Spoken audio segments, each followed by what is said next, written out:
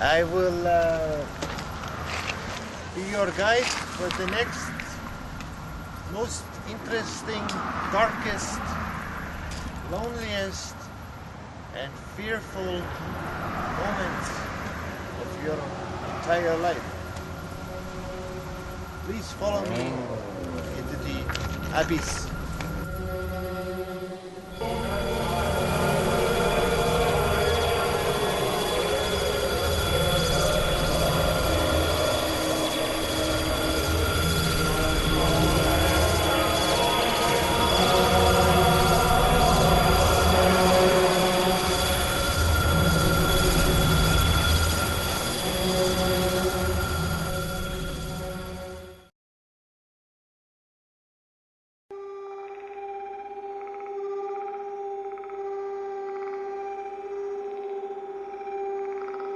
The cinema and TV are America's reality.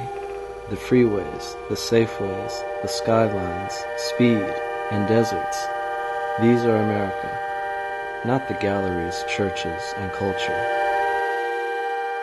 It is not the least of America's charms that even outside the movie theaters, the whole country is cinematic. The cinema has absorbed everything: Indians, mesas, canyons, skies. And yet it is the most striking spectacle in the world.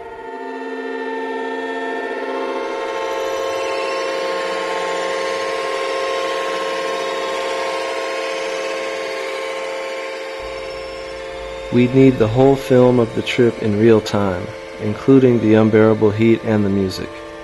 We'd have to replay it all from end to end, at home in a darkened room, rediscover the magic of the freeways, and the distance, and the ice-cold alcohol in the desert, and the speed, and live it all again on the video at home in real time.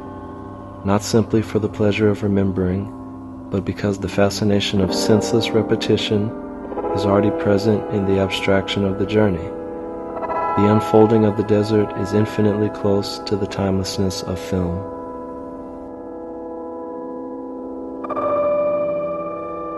The only question in this journey is, how far can we go in the extermination of meaning?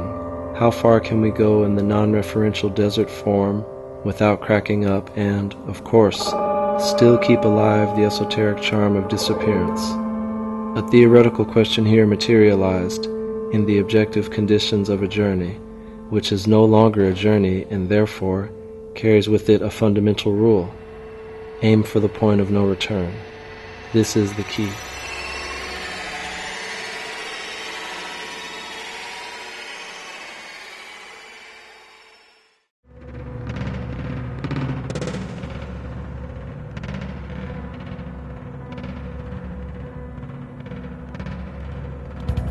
I went in search of astral America, not social and cultural America, but the America of the empty, absolute freedom of the freeways, not the deep America of mores and mentalities, but the America of desert speed, of motels and mineral surfaces.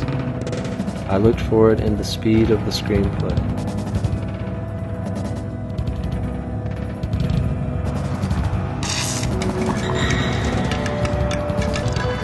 In the indifferent reflex of television, in the film of days and nights projected across an empty space, in the marvelously effectless succession of images, signs, faces, and ritual acts on the road.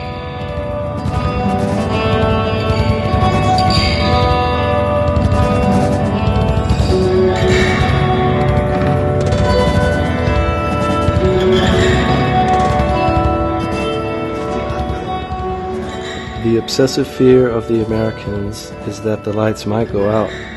Lights are left on all night in the houses. In the tower blocks, the empty offices remain lit. On the freeways, in broad daylight, the cars keep all their headlights on.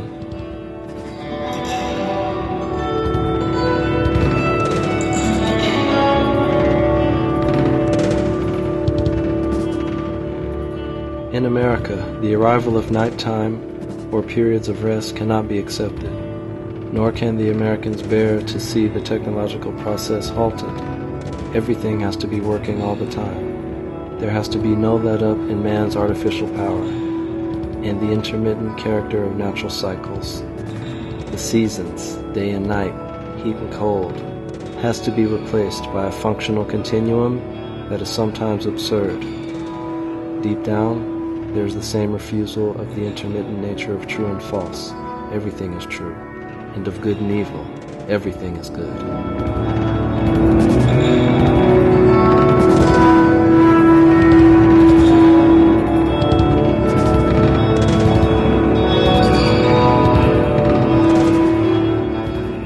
This omnipresent cult of the body is extraordinary. It is the only object on which everyone is made to concentrate, not as a source of pleasure, but as an object of frantic concern, in the obsessive fear of failure or substandard performance, a sign and an anticipation of death, that death to which no one can any longer give a meaning, but which everyone knows has at all times to be prevented. The body is cherished in the perverse certainty of its uselessness, in the total certainty of its non-resurrection.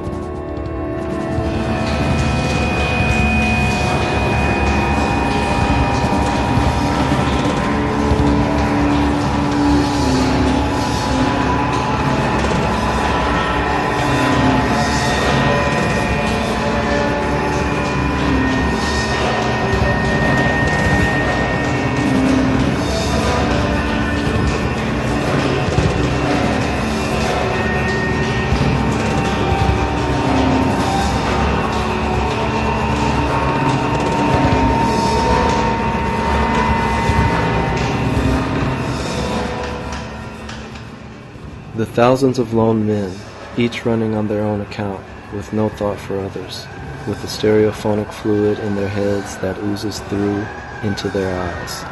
That is the world of Blade Runner, the post-catastrophe world.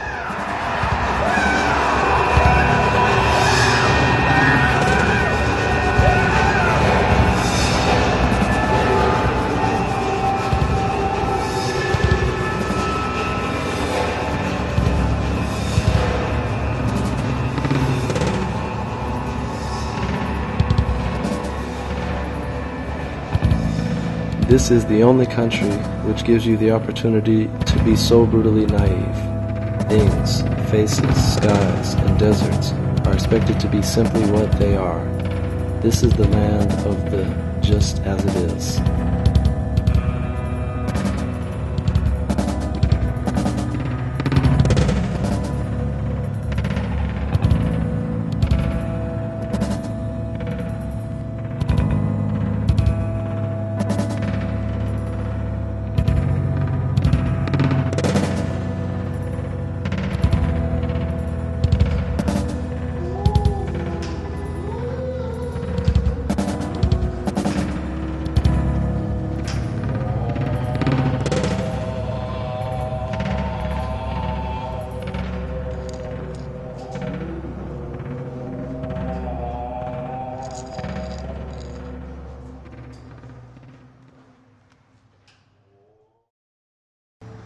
I know you broke it.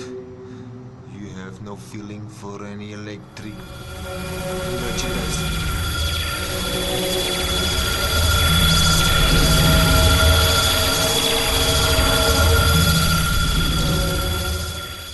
To the person who knows the American freeways, their signs read like a litany. Right lane must exit. This must exit has always struck me as a sign of destiny.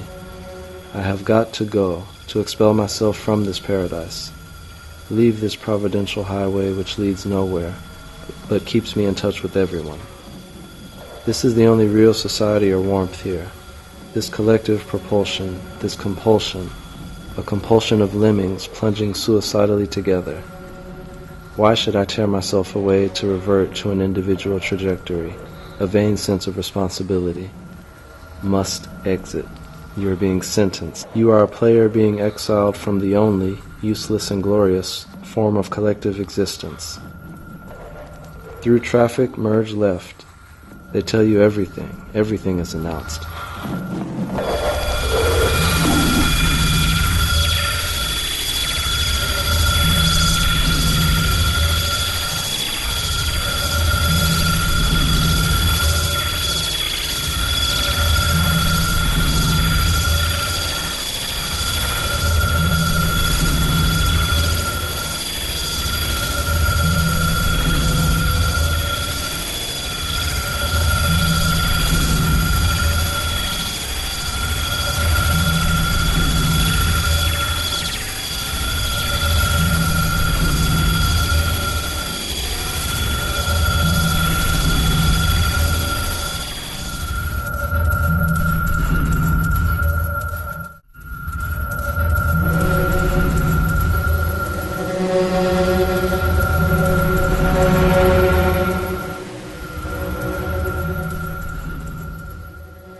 fact, the cinema here is not where you think it is.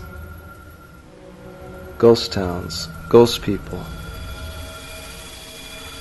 You come out feeling as though you have been put through some infantile simulation test. Where is the cinema? It is all around you outside, all over the city. That marvelous, continuous performance of films and scenarios, everywhere but here. This country is naive, so you have to be naive.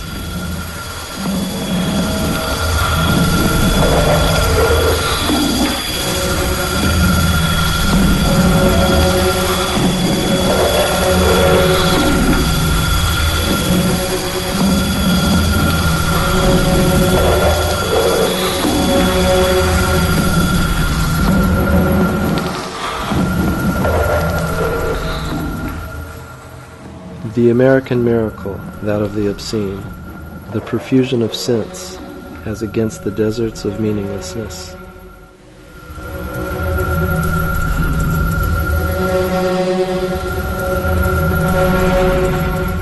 Where the others spend their time in libraries, I spend mine in the deserts and on the roads.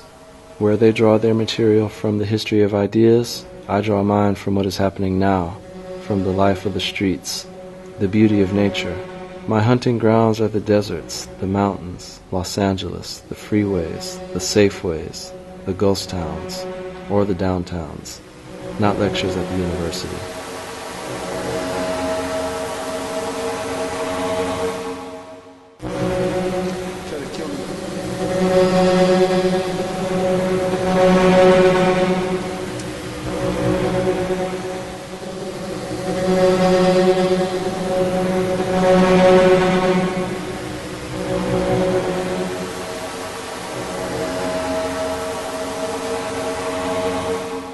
Paradise is just paradise, mournful, monotonous, and superficial though it may be, it is paradise. There is no other. If you are prepared to accept the consequences of your dreams, not just the political and sentimental ones, but the theoretical and cultural ones as well, then you must still regard America today with the same naive enthusiasm as the generations that discovered the New World. America has never been short of violence, nor of events, people, or ideas, but these things do not of themselves constitute a history. Octavio Paz is right when he argues that America was created in the hope of escaping from history, of building a utopia sheltered from history, and that it has in part succeeded in that project, a project it is still pursuing today.